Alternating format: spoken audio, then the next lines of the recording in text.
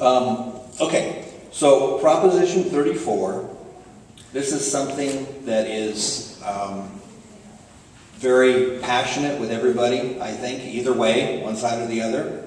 And here again, Ian Parkinson is going to give us the law enforcement side of it as to how they feel. The state Tea Party group, and when we put down Tea Party, this is the state Tea Party group, made up of over 200 different Tea Parties throughout the state. So this is what they have come up with. And then the Republican is basically the RNC. So you can kind of see it there. The state Tea Party group has not taken a position on the death penalty. And it's not that they're not going to, they just haven't come to a consensus yet. So we will have something. The RNC has basically come out against it. No, that's basically against repealing. If you vote yes, you're repealing the death penalty in California. If you vote no, yes, if you vote no, you're basically keeping it instated. Yeah, you're keeping it instated. Just one little thing that I read on it. The proponents of passing this have said that the yes vote, the yes article is written by defeated ex-DA Gil Garcetti, and I think a lot of us have heard that name in the state before. Gil Garcetti has been aligned with the ACLU and with a lot of other groups that have not been in line with the conservative thinking over the years. He's the one who lost the O.J. trial. Yes. So Gil Garcetti, who is getting much media attention, he asserts California death penalty is broken beyond repair, hideously expensive, and inevitably carries the risk of executing an innocent person. No. So this is the passion that we have to try and repeal the death penalty. On the other side, in reality, we have known for years how to fix the death penalty. I think we all have known for years how to fix it. You execute them, you stop the appeals, you basically use common sense and enforce the law. The needed fixes would save money, not cost money. The needed reforms have never been made out of committee because Garcetti's new allies in the criminal lobby have always succeeded in having them killed there. As for innocence, the proponent's ballot arguments cites two cases, a Texas case and a non-capital case, both which are irrelevant.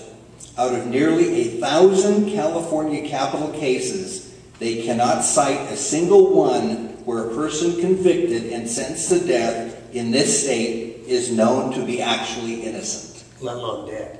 So 0 out of nearly 1,000. 0 out of 1,000 is what we're batting right now. What does that tell you? So make up your own minds. The Tea Party group has not come out with a position. The RNC is against that. So that is Prop 34. Okay. So a yes vote. A yes vote, you're repealing the death penalty. Yeah. Right. Exactly. Did you have something? I was just going to say that automatically any death penalty, if a person is found guilty, goes straight to the U.S. Supreme Court. No, California. Well, then it goes there if there's any other issues that come upon. So they're getting plenty of opportunities. Oh, I know. Looked at. Yeah, I think we all understand that. Yeah, and it's like a 20-year cycle. The death penalty in California, because of the Ninth Circus, was so abused by the federal judiciary that the U.S. Supreme Court entered a stay order against the Ninth Circus, prohibiting them from granting any more stay orders. Yet we still have something like 730 people on death row. The last time there was an execution was a couple of years ago, and statistically you have more chance of dying from old age than being executed in this state. I certainly agree with you. I think that if there are two problems in here, we should deal with those problems rather than say, well, there are two problems, therefore we should do away with the death penalty. But what kind of scares me more, and I'm not a conspiracy theorist, really, honest, I'm not, But when Jerry Brown had the first go-around, what were the two things that he wanted? He wanted to do away with the death penalty, and he wanted to do away with Proposition 13. So as far as I'm concerned, I want to keep him focused on this death penalty so he doesn't get the Proposition 13. Okay, someone over here? Okay, so we're going to move on. Here again, I'm just going to lightly touch on these. I really didn't do a whole lot of in-depth reading, but Ian Parkinson is going to go over these, but we'll see how he is. The next one is Proposition 35, and the Tea Party, again, has no position so far. The Republican National Committee is no on that. And this is on human trafficking. This is, it's a little bit ambiguous. The current law on human trafficking, basically the new law would just make the fines and the penalties more severe for human trafficking. The one thing that I have kind of gotten out of it is it also makes it a little bit ambiguous as to the verbiage. So there could be some civil rights violations where someone could possibly, if you're even a third party and not directly involved with human trafficking, if you're the third party, you could be pulled in and you could have consequences and you could have penalties for just knowing someone. Or there was one thing here where a mother who was in the sex trade business, that a son who possibly had received any money from that mother could be pulled in as an accessory to this. So the human trafficking thing, here again, the Tea Party, in my opinion, this is my opinion only, is for less government, less control, less rules. So I don't see where we need a new definition of human trafficking. Is human trafficking cover exploitation of field workers or just sex trade? It's basically labor also. The current law defines two forms of human trafficking. One is the coercion or fraud used to obtain forced labor. You're correct. In other words, it is used to induce, and then the other is used to induce commercial sex acts. Maximum sentence for sex trafficking vary with the factors such as age of the victim, blah, blah, blah. Prop 35 would expand the definition of sex trafficking. For example, it would include such behavior as distributing or duplicating obscene matter depicting a child. This would not require any contact between the trafficker and the child. So here again, we're getting to the third person. So my opinion, you need to look into it a little bit more. Ian is going to touch on this in October, but the RNC is a no vote. That's what I would vote to. Superfluous in the area of illegal immigrants then. Yes, yes it is. So here again, erring on the side of less government and less, but make up your own mind. Okay, number 36 is the three strikes law. The three strikes law has been under attack ever since it came into being in I think it was 1994. 1994. It was Prop 184. Basically, the three strikes law, this is to repeal the three strikes law and to amend it, not to completely disallow it and take it apart, but basically to amend it. The question is, should California law be amended to provide that a life sentence should not be imposed for a third felony conviction, unless the third conviction is for a serious or violent felony? So there are three types of crimes: felonies, misdemeanors, and infractions. Felonies are the category with the greatest potential. Penalties and further may be classified as violent or serious or both. California's three strikes law was passed as an initiative. It imposes a life sentence for certain repeat offenders. If a person has two or more serious or violent felony convictions, the sentence imposed for any third felony conviction, not just serious or violent, is life imprisonment with a minimum of 25 years before the possibility of parole. So here again, I know there's a lot of folks, even in the Tea Party, that have different views on this. So this is something you need to look at really, really hard. The state Tea Party group has taken a position of no. In other words, they do not want it repealed.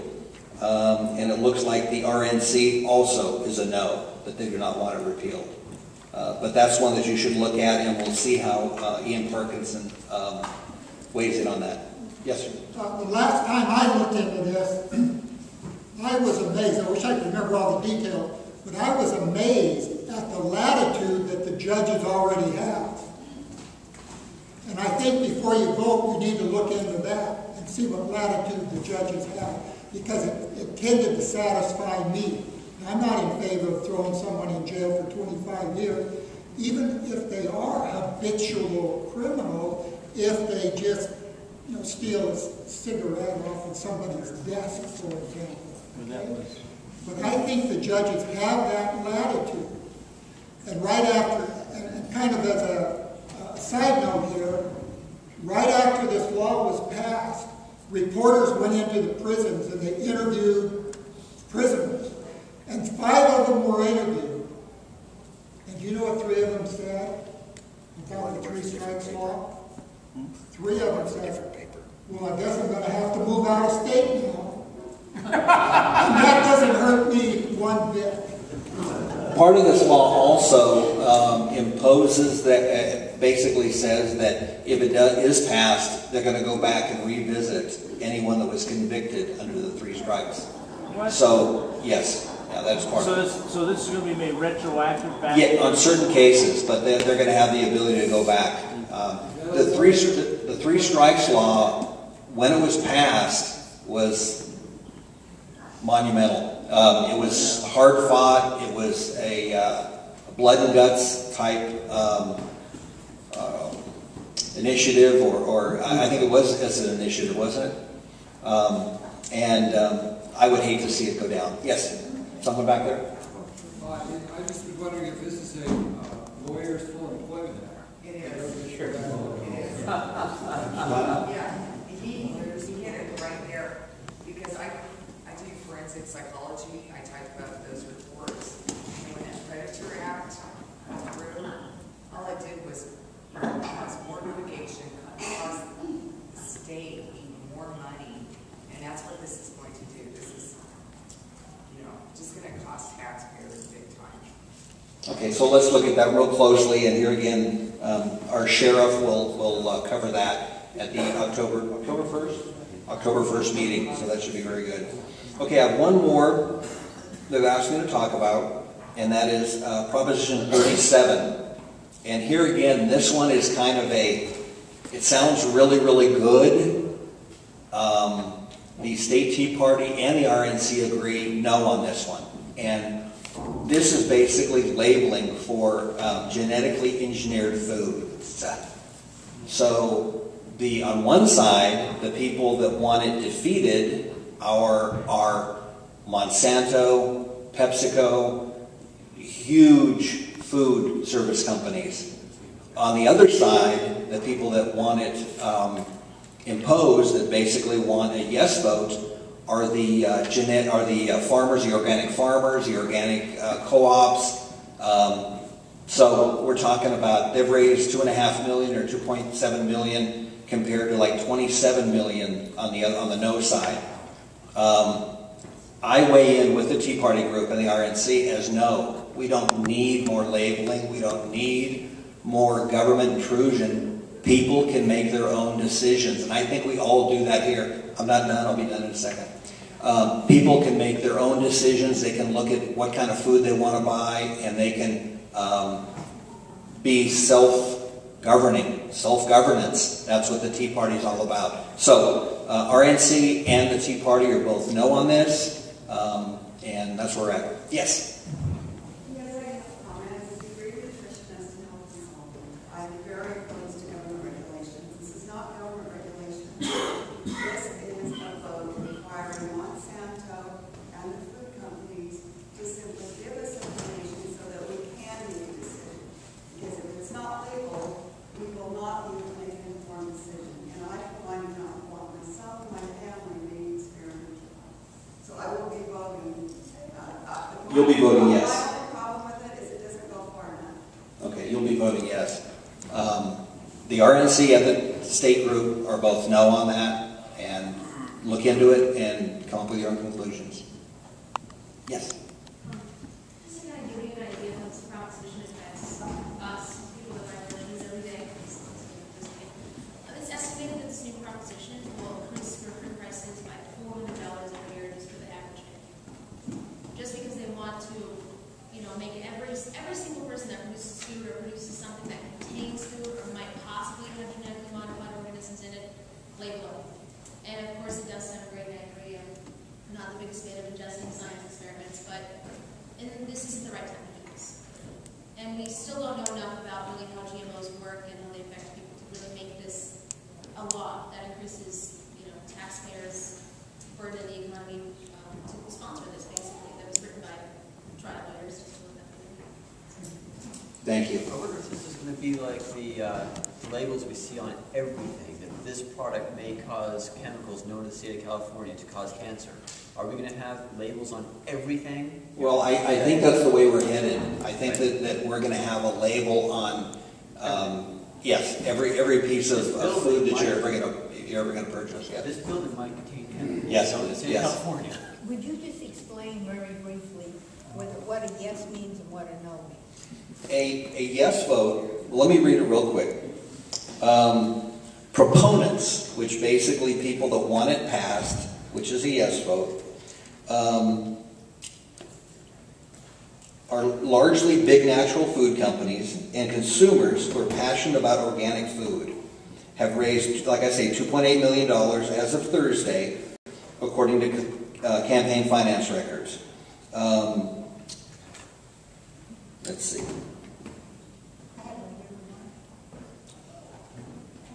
I'm just trying to read what basically. If Proposition 37 passes, California would become the first state in the nation to require new labels on a host of food products commonly found in the grocery store shelves.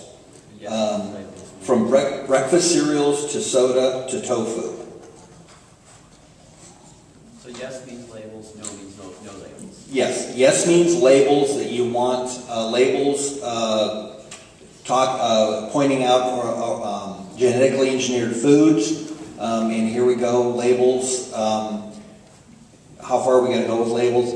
A no vote means leave it the way that it is, and a person would basically have self-responsibility to decide and to look into those You can't buy any food product without all kinds of labels already. This is strictly the Frankenfood label. That's all it deals with, just Frankenfoods. So a yes vote, you would say yes for the labels, a no vote would be no labels. Correct. That's my part. Thank you.